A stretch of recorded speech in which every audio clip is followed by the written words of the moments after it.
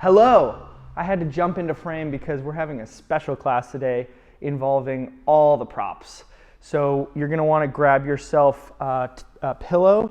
We'll use that a bit to lay on, but also for some scapular work, as well as a dowel, broomstick, mop, whatever works well, curtain rod. And then also, we're not going to bring it in, but you're going to want a chair, just a dining room chair or a piano bench, something that's comfortable to sit on, nice and stable, and we'll use that on the second part of the class. In addition, we're going to finish up the class facing the wall and working using the wall to help stretch open your chest. So you're going to want to think of a corner that you can use.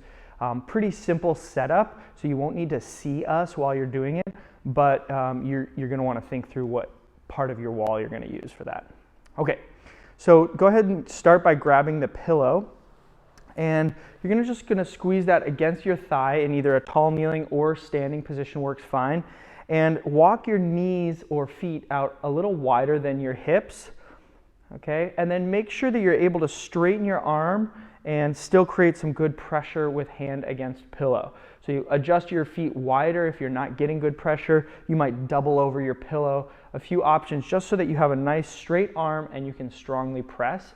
And then keep pressing that so that if someone came up, they couldn't take the pillow from you, and keep that pressure going as we work on the scapular motion of that side. So you're going to slide your scapula forward into protraction, shrug up and your arm will move, and then retract back to open your chest, and finally slide that hand down your side. Keep going in this circular motion, going slowly enough that you can track how effective you are being at pushing your palm into your pillow. So you're stopping if need be to reassert that pressure, and maybe you're making the scapular car a little smaller than you're used to, but this is really helping you find your strong, usable, functional range of motion. Take 10 more seconds. And wherever you are, pause, readjust the pillow if needed, create some strong pressure, and then go ahead, go the other direction. You can start up with just generally making that shape, that circle, and then as you get a feel for it going in this direction, making it a little bit larger each revolution.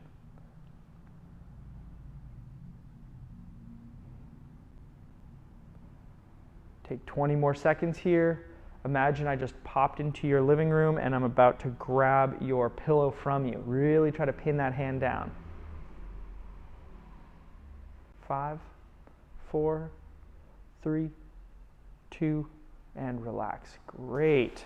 All right, switch it over to the other side. Mine. And again, pin that pillow right against your thigh, nice straight elbow, and start by sliding your scapula forward into protraction, up into elevation, back into retraction, and down into depression. Keep going in this direction and really try to get a feel for what muscles are responsible for pulling your scapula back to your spine. What helps you do scapular retraction? That is the capacity we are going to focus in on at the very end of class today. So we're just priming the ground right now. Now, wherever you find yourself, pause, reassert that palm pressure, adjust the pillow as needed, and let's go the other way.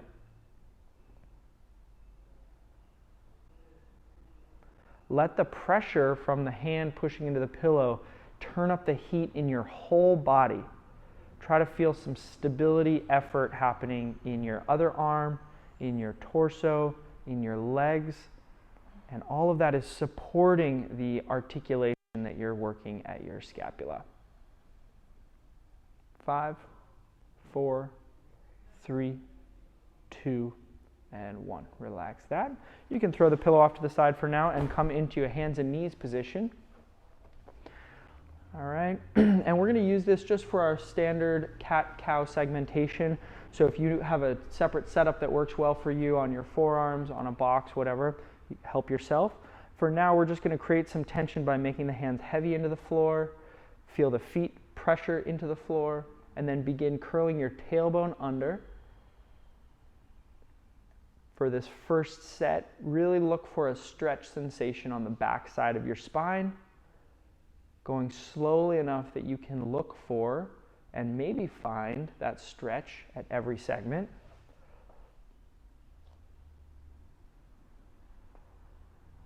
Once your chin gets to your chest, just hold there and make a mental note of any segments of the spine that don't feel a stretch. Just a little mental note at that area. And then keeping your chin on your chest, start to go tailbone to the ceiling instead. Let that tilt of your pelvis begin a very segmental wave up your spine. Trying to reach your belly button forward, your rib cage forward, one rib at a time. And just like the other direction, look for a stretch sensation along every part of the front of your torso now. Nice. Taking your time as your chin comes up to the ceiling, hold here and notice if there's any segments on the front of your torso that aren't able to stretch. Again, make that little mental note. And then keeping your hands heavy, let's do one more rep, curling your tailbone under. This time, really trying to feel the front of your torso shortening to stretch your spine. So focus on the shortening stuff this round. Feel your belly button area shortening and tightening. Feel your ribs starting to shorten and contract. Almost imagine contracting your sternum in order to further stretch your upper back. And finally, feel the front of your neck contract to stretch the back of your neck. Make sure your tension is still solid, and then start going tailbone to the ceiling. This direction, as we move into extension, the shortening sensation is going to now be on the back of your spine. You're looking for feelings of contraction or even cramping in the muscles that line your spinal column. I like to think about sending my spinal column more towards the floor, more forward and in front of me as I go through my upper back, and finally finishing with the neck reaching to the ceiling. Excellent.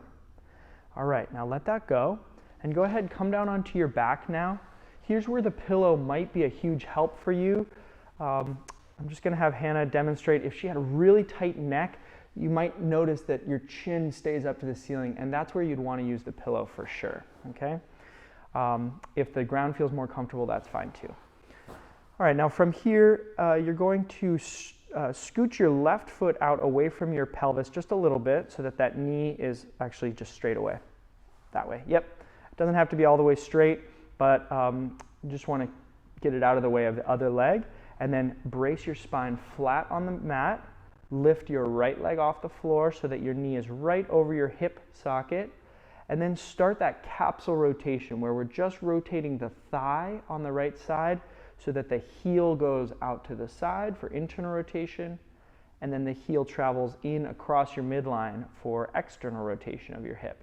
Keep going back and forth 30 seconds and really try to spend some real effort in your torso area such that that effort spills over into your thigh and hip and lets you get just a little bit more rotation in each direction. You can see Hannah has about a 90-degree angle at the knee. That's going to set us up well for our work with the dowel. Any amount of bend in the knee is just fine. Last 10 seconds. Noticing where your hip rotation stops and knowing that it's going to be different than Hannah's and it's going to be different on your other leg. Great. Go ahead, relax, set that foot down, slide it away, and set up on the other side. Take a moment and try to feel that your knee is right over your hip socket. Your spine is able to stay flat on the mat. And here we go, 30 seconds capsule rotation. Bringing the ankle across the midline and then away from your midline. And finding a complete stop at each end range of rotation. Good. You can use your hands to monitor your ribs or your stomach. You could also pin them into the floor for a little extra tension. 5, 4, 3, 2, and 1. Relax. Okay, now grab that dowel that you had gathered, and we're going to use the dowel to help us get a little bit more clarity on that capsule rotation. So you're going to place the dowel on the outside of your right thigh, and then hook your right heel onto that dowel. All right, and then again, roughly try to get your knee joint right over your hip joint, and start feeling that same capsule rotation, except we're really going to focus just on the internal rotation component. So as that foot goes wide, your hands go across, and then back to neutral. All right. So Hannah is using the dowel for help and for leverage, but also using an active hip motion. So the dowel is just assisting the part of that capsule rotation that we were working a second ago. Get a feel for this. And the goal really is purely rotation. So if you notice your thigh bone waving side to side at all, try to cut that down and really just focus on the rotation of your thigh. Go ahead and take your hip into internal rotation. Really try to feel how much you can rotate the hip.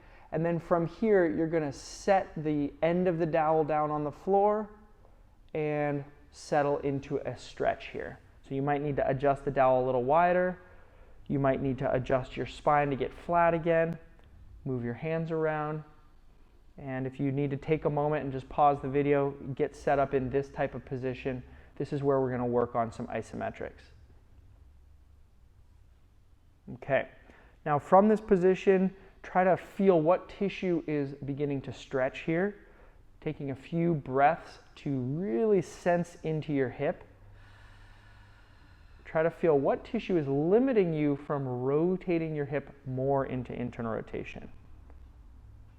I always joke that Hannah has a bionic amount of internal rotation. She just has more than most people that I've assessed.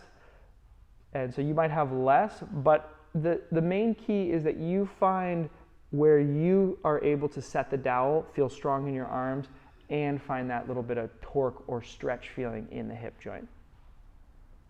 All right, now from here, brace your upper body to keep that dowel still, and then start pressing your heel on this side into the dowel. So you're thinking rotation so that the heel is pushing into the dowel.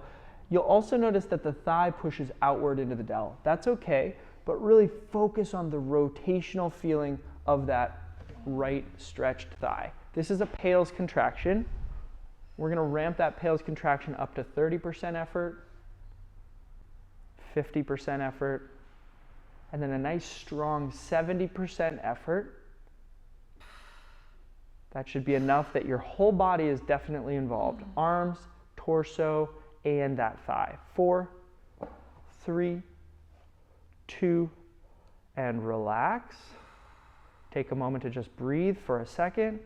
Now, if this is a lot of stress for your inner knee, that's okay. That is where you're focusing your training today. So as we begin to ramp up on another Pale's contraction, monitor how your knee feels rather than just the hip. All right, brace your upper body. Begin to generate that torque through the hip such that your heel gets heavy into the dowel. You'll also feel your thigh pushing outward into the dowel. Use that to think rotation as you ramp up the Pale's contraction to 40%, 60%, and 80% this round. 10 seconds here at 80% effort. 3, 2, 1, melt it away. Relax into stretch, hold your position. Final effort is now going to be a rails contraction. So from here, you're going to, again, brace your upper body, hold your arms strong, and instead of rotating your thigh so that your heel goes into the dowel, start to feel what it would take at the hip to reach the heel away from the dowel and maybe even reach the thigh away from the dowel. Nothing should move, but you're feeling the opposite rotation on the hip. Ramp that effort up to your greatest safe feeling, flirting with a cramp if you can find it, and hold on to this effort. 10 more seconds.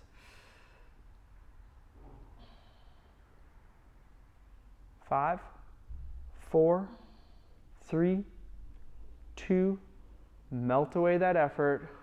Take a second, let your brain realize this new position that you've just opened up, and then gently make your way out of it by bringing that dowel across and setting your foot. Nice. Can feel pretty extreme at that end range, so really take your time to get out of it. All right, and then let's switch the dowel over to the other side. It goes on the outside of your left thigh. I'm just going to kick the pillow out of the way. And then hook your heel on the dowel as well. And start to rotate back and forth, just like the capsule rotation we were doing a second ago, but now dowel assisted. So you're really trying to find how much can you rotate that hip joint, given that you have a little bit of extra help from the dowel. So if you're someone who has struggled to find that rotational feeling, this can be an absolute game change for you, because now you have a little bit of external help even while you're still trying to actively rotate your hip. Sort of like a hybrid. All right, take one more pass and try to find your end range. When you've found that, you're going to start bringing the dowel towards the floor. And as you do, your thigh might run away from your pelvis a little bit. That's okay.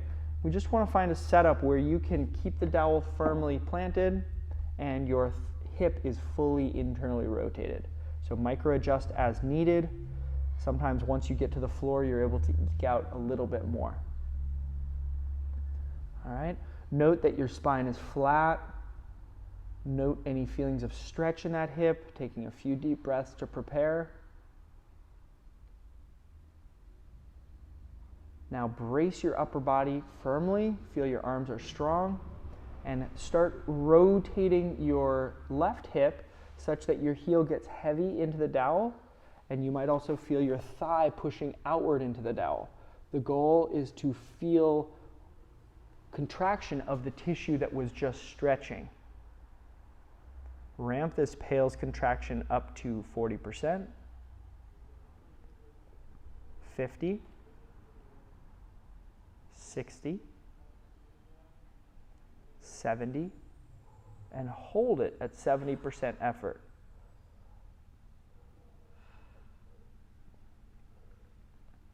Five, 4, 3, 2, melt away that effort and see if you can bias into a little bit more stretch. Very often when we've contracted at end range, your body then allows you to get into more range. All right, take a few breaths to prepare. Make sure that your spine's still flat and your pelvis isn't peeling up off of the floor. And then let's brace the upper body. Start to feel that torque or that rotation on the left hip so that you're pressing your heel into the dowel, and you might feel that thigh pressing out into the dowel. Keep thinking rotation as you ramp up the effort to 40%. Smoothly ramp it up to 50%, 60%, 70%, and 80% effort. Hold this effort. Should be pretty significant from your arms and your abs. 4, 3, 2, melt away that effort again. Okay, and now we finish with a rails contraction. So finally, brace your abs one more time, arms are strong, and rather than thinking of heel getting heavy into the dowel, try to find the contraction effort that would reach your heel away from the dowel by rotating your hip in the opposite direction. As you lock onto that sensation, ramp it all the way up to your greatest safe effort. Flirt with that cramp. Really, a cramp is okay feeling. Try to stay with it 5 more seconds.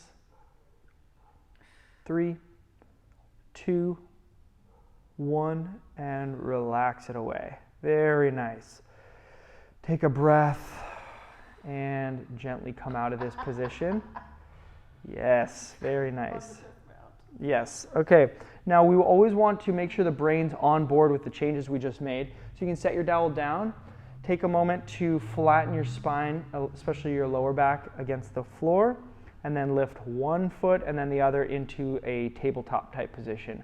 Thinking shins about parallel with the ground, and then you're going to take both fists and place them right between your knees and start driving your knees hard together. So you're really trying to squish your fists. Against that effort, try to push your fists outward and you'll feel your upper body engage. Keep this peak level of contraction and start sending your heels apart as far as you can. Really try to contract the outsides of your hips and then bring them together. Try to tap your heels together if you can, and then back out. Keep working on this, 30 more seconds. Trying to grab onto that same contraction effort that you found with our rails contractions at this end range position with your heels.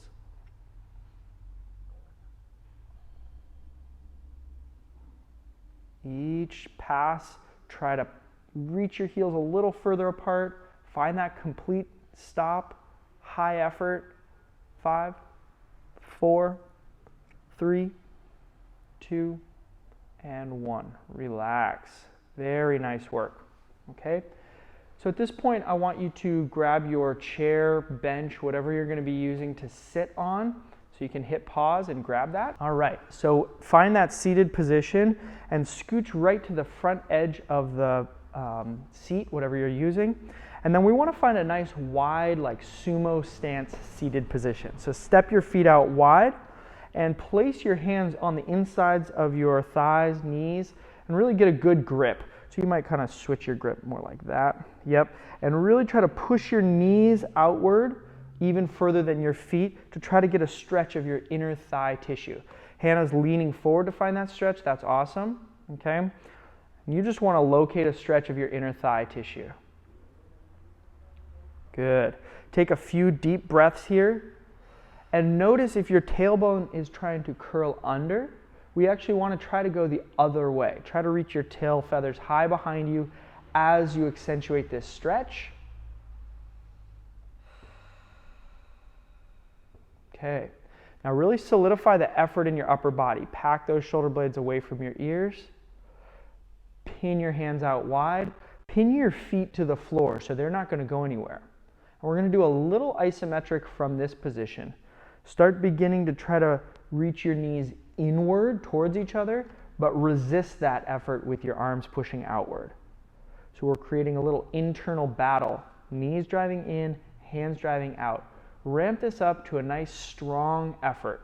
I'm going to let you decide what percentage that effort is, but I want it to feel strong for just 10 seconds. Good. 5, 4, 3, 2, relax. See if you can melt into a little bit more stretch. Again, hunting for a stretch by reaching your tail feathers up, reaching your knees out, and leaning your body forward.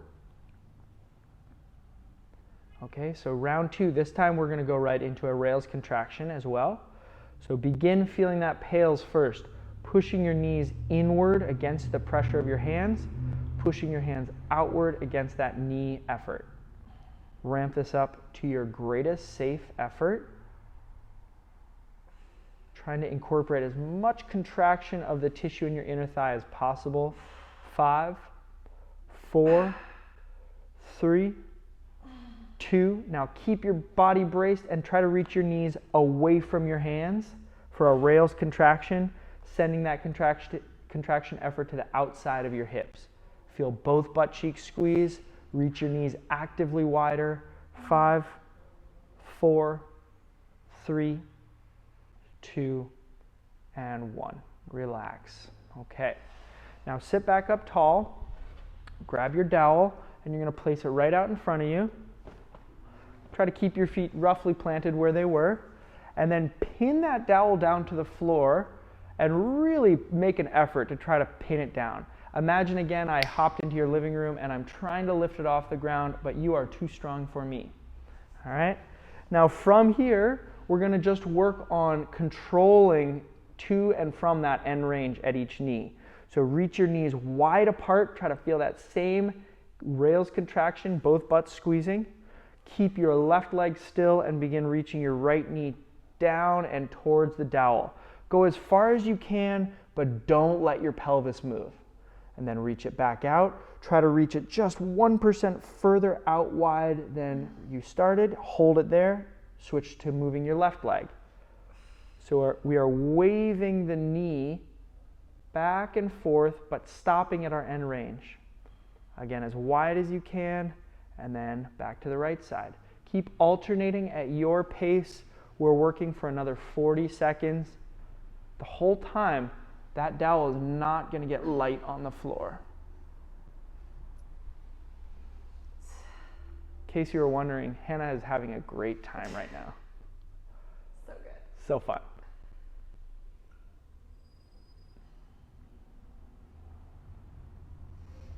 Great, 10 more seconds. Make this an arm and an ab exercise just as much as it is a hip exercise. 4, 3, 2, 1, and relax. Excellent. Okay, go ahead, set that dowel off to the side. Last component from this seated position. Walk your feet now in a little bit narrower and try to find the stance that you would use if you were A, going to do a squat, or B, just going to stand up out of this chair with a nice strong effort. Okay, so set your feet where it feels the most stable for you. Okay, and then from here, just experiment with the gas pedal up feeling on one or both sides. What muscles need to contract to lift your forefoot off the floor? Try that a few times on each side. Really trying to pick up on the sensational contractive effort of gas pedal up to your end range.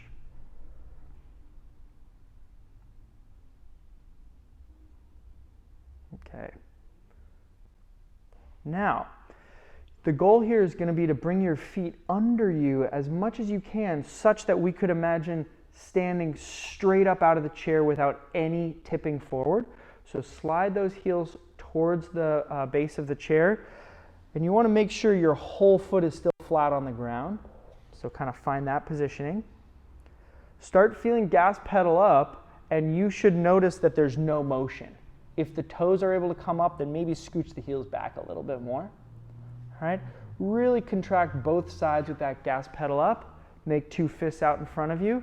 And imagine that that gas pedal up feeling pulls your hips forward so that now you are resting on your feet and not on the bench.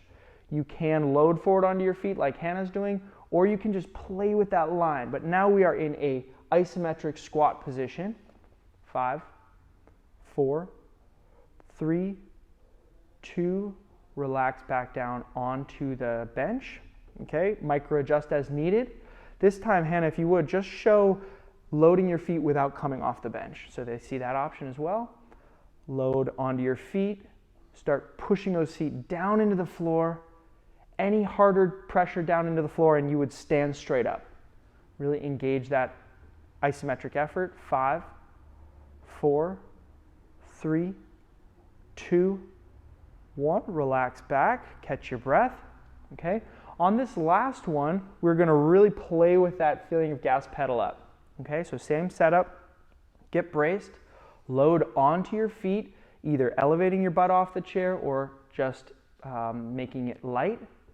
And then start to pull yourself more over your left foot by feeling that gas pedal up feeling.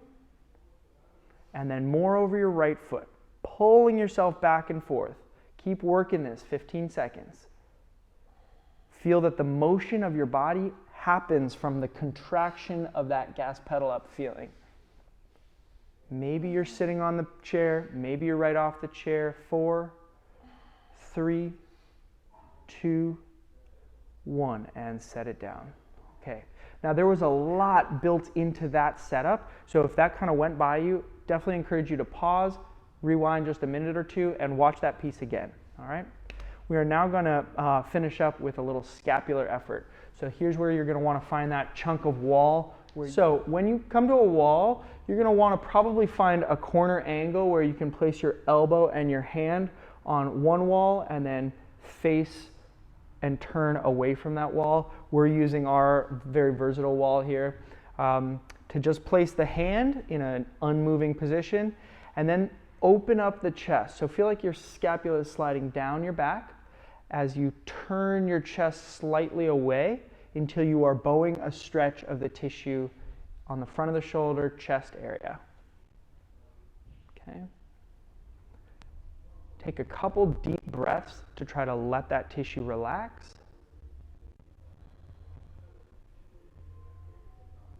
Good.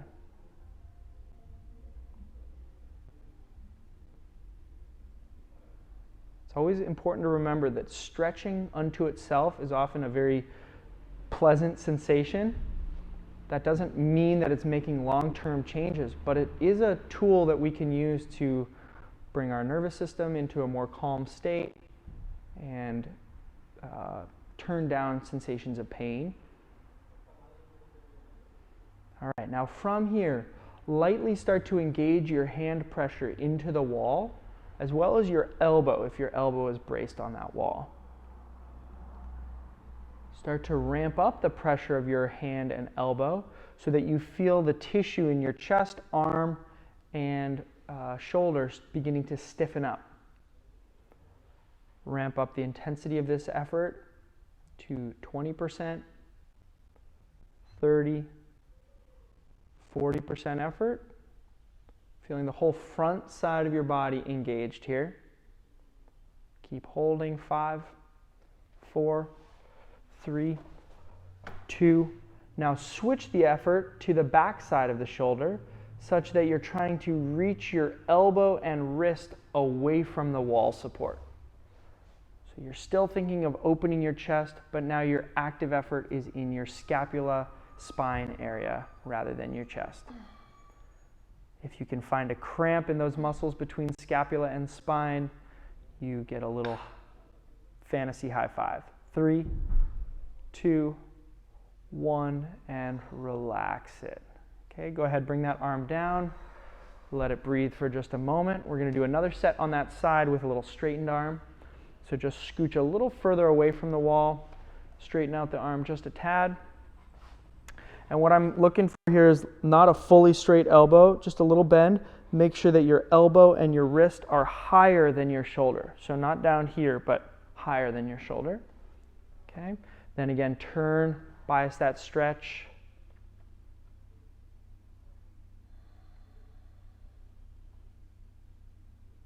And once you've targeted the stretch, let's begin our Pale's contraction, beginning to push your hand forward into the support. Ramp up the intensity of that effort smoothly so that it can continue to feel safe to 20% effort, 30% effort, 40% effort.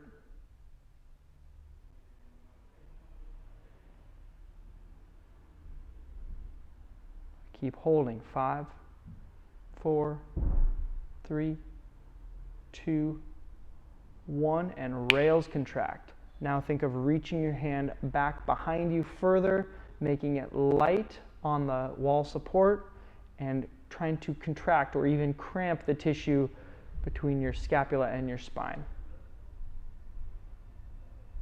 Hold on to that contraction. 5, 4, 3, 2, 1, and relax. Good. Let the contraction come to 0, then make your way out of this position. And let's set up on the other side.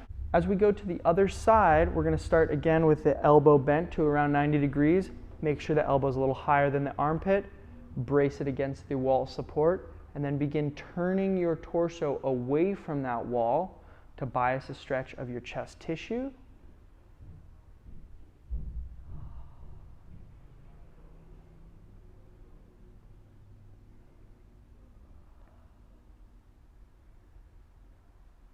Great. From this position, let's ramp up a Pale's contraction, beginning to push your hand and elbow into the wall, and use that direction to ramp up the tension or contraction of the tissue from your chest, shoulder, hand, arm. Ramp this up to 20%, 30%, and 40% effort. Hold on to that 40% effort here, feeling what it takes from your whole body to keep that pressure up. 5, 4, 3, 2, 1, and rails contract. Make the other side of the joint work to pull you into more retraction, to make your elbow and hand light feeling on the wall, and to open up more stretch feeling on the front of your chest. Flirt with any cramp sensation you can find. 4, 3, 2, 1, and relax that effort. Good. And then scooch a little further away from the wall. Straighten the arm out just a little bit. And then adjust your body as needed to open up a stretch in the front of your chest. And now much more stretch in the arm than we had previously.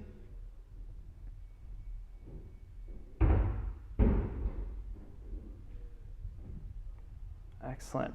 Now from this stretch position, begin your pales contraction. Really starting with a light amount of pressure at first, pushing your hand forward into the support, and then smoothly, judiciously ramping up that effort.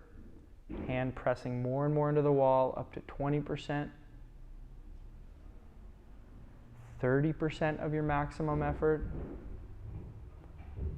and finally 40%.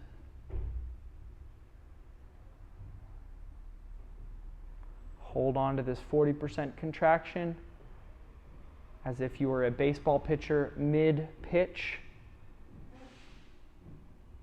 3, 2, 1, and rails contract, trying to pull the scapula back to the spine so that the hand gets light on the wall support. Using this direction to open your chest up more, hunt for a cramp sensation between your spine and your scapula. 5, 4, 3, 2, 1, and relax. As you come off tension, take your hand down. Take a few breaths and feel how your chest might feel a little different after that work. All right, great job. Another class in the bank, and have a great week.